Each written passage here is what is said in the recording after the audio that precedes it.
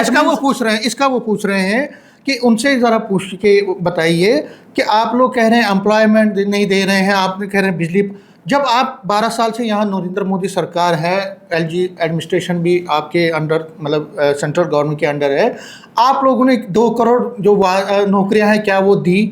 क्या 15 लाख उनके खाते में, लोगों के खाते में चले गए? कितने डेलीवेजर्स को आपके दौर में रेगुलराइज किया गया? ये सवाल वो पूछते हैं। वो कहते हैं जब 12 साल में नहीं हुआ, 2 सालों में आप सवाल हिसाब मांगने लगे। जवाब देंगे ना। पहले आपका मैथमेटिक्स गणित ही खराब है सबका। मुझे समझ ही नहीं आता कौन से 12 साल गिन रहे हैं आप जम्मू कश्मीर में भारतीय जनता पार्टी के। भारतीय जनता पार्टी एक अलायंस में रही है, 3 साल पूरे नहीं किए हमने, वो भी छोटा अलायंस था हमारा, 3 साल नहीं किए। 3 साल को आप 12 साल बना रहे हैं, चलिए वो अलग बात है। मुझे बताइए, हमारा जो संघीय ढांचा है जिसे हम फेडरल स्ट्रक्चर कहते हैं, उसमें जो भारत सरकार का काम है वहाँ पे कौन सी कमी आई है जम्मू कश्मीर को लेके? कहाँ पे कमी आई है जो भारत सरकार ने करना था, चाहे सुरक्षा को लेके चाहे विकास को लेके? आज आप ये सड़कें देख रहे हो, ये केवल और केवल इन 12 सालों की देन है।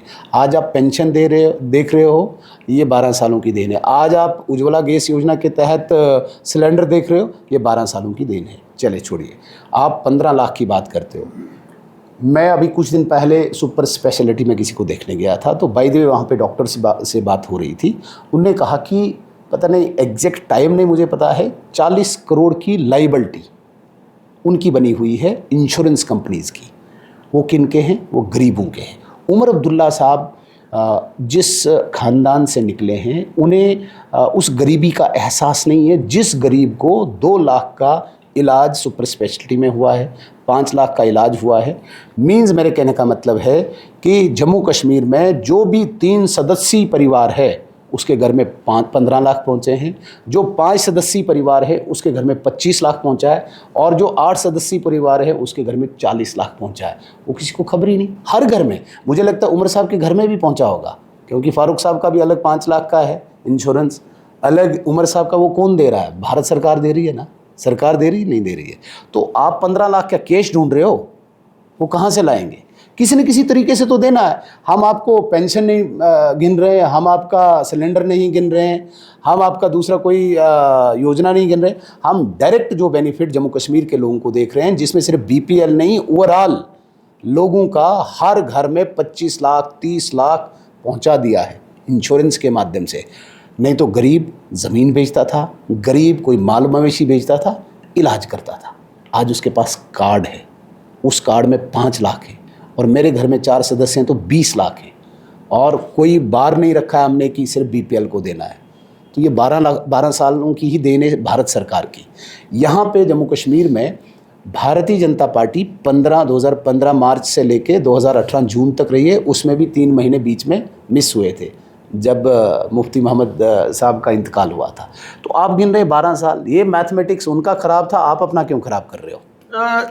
आपने ये कहा कि आपने कई उपलब्धियां गिनाई। वो कहते हैं कि देखिए आप हिसाब लीजिए, 5 साल में आप अपना हमारा हिसाब लीजिए, लेकिन उससे पहले जो आपके अपने वादे थे जो सेंट्रल गवर्नमेंट के, वो पूरे होने चाहिए, ये उनका है। इसके साथ एक और एलिगेशन उनका ये है कि आप लोग पीडीपी जैसी पार्टीज़ को एक तरह से प्रमोट कर रहे हैं, उनको एनकरेज कर रहे हैं, उनके साथ आपकी सांठगांठ है, एक अलायंस है, ताकि नेशनल कॉन्फ्रेंस को किसी न किसी तरह से कमज़ोर करे। और जो एफआईआर इल्तिजा मुफ्ती पे भी अभी लगाया गया है, वो भी बीजेपी के कहने पे हुआ, ताकि वहाँ पे नेशनल कॉन्फ्रेंस की क्रेडिबिलिटी को ख़राब किया जाए और उनको आगे बढ़ाया जाए। नहीं, बीजेपी ऑफिस में एफआईआर लगा क्या? वो तो पुलिस स्टेशन में लगा। पुलिस इंडिपेंडेंट है, वो किसको एफआईआर लगाती है, किसको नहीं। अब किस एफआईआर से एनसी को फ़ायदा होता है, किस एफआईआर से उनको नुकसान होता है, ये एनालिसिस बीजेपी तो नहीं करेगी, ये खुद करें, हमें क्या लेना देना। पुलिस एक ऐसी संस्था है जो क्राइम करेगा, जो जिस प्रकार की भाषा का उपयोग करेगा उस प्रकार का वो अपना एक्शन लेते हैं। हमें क्या लेना देना किसी से?